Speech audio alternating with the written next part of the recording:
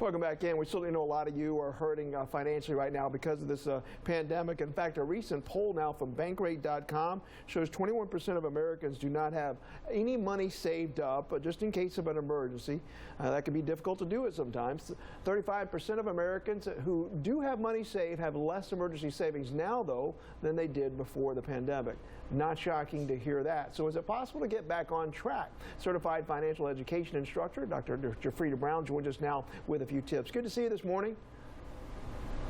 Thank you. Good to see you too. How are you? Doing well. We do know it is a bit of a challenge sometimes to start that emergency savings account.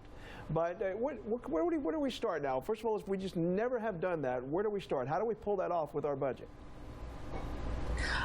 Well, first of all, people need to know that they can still save during a pandemic.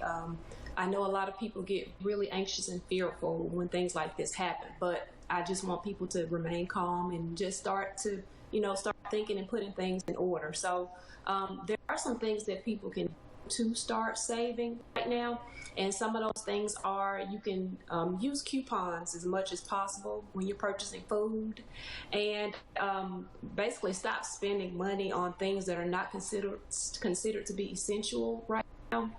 And another thing to do is not allow people to pressure you to spend money on things. And one important thing is to make sure that you're spending money on what's called the four walls concept. And those are the four main categories of expenses for the needs that we have, things like mortgage, rent, utilities, food, shelter, and clothes, those types of things. And Dr. Brown, I know you probably deal with this a lot if you, for folks who come into you and asking for advice, but you know what some people deem essential, others don't. And that could be things that maybe you think are essential. For instance, cable television, satellite TV, things like that, right? Right. And you said that's a really good point to make, because a lot of people are working from home right now. Yeah. So things like that are considered to be essential now. There's been a shift of what's considered to be essential and non-essential because of the increase in demand of certain services and products. So some expenses have had to shift and change because of that. All right, and if somebody wants to get creative now, maybe they have had a situation where they've just now been able to get employment back, and now they're trying to, get that money saved up again, just in case of another emergency. Where should they do now? What should they do? What should the plan be, the strategy?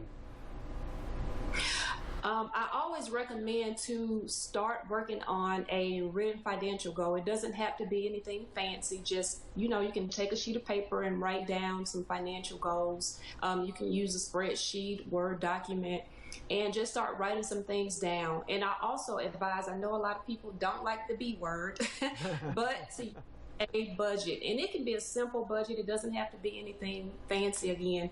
I like to recommend that people make what I call a budget outline, where you make two separate columns. You put your income in one column, your expenses in the other column, and just write those out so you can see it. Have it in front of you where you can see it, and just start working on also thinking of different ways that you can bring in additional income. Yeah. Because there's a lot of demand for different services right now. So there's a lot of ways that you can make additional income right now. All right. Well, thank you so much, Dr. JeFreda R. And by the way, in case you didn't miss that on the screen there, you can get free a financial guide there. Just go to financialfreedomroadmap.com and you can get more information on that and hopefully help you out. Dr. Brown, thank you so much. We appreciate it. Thank you.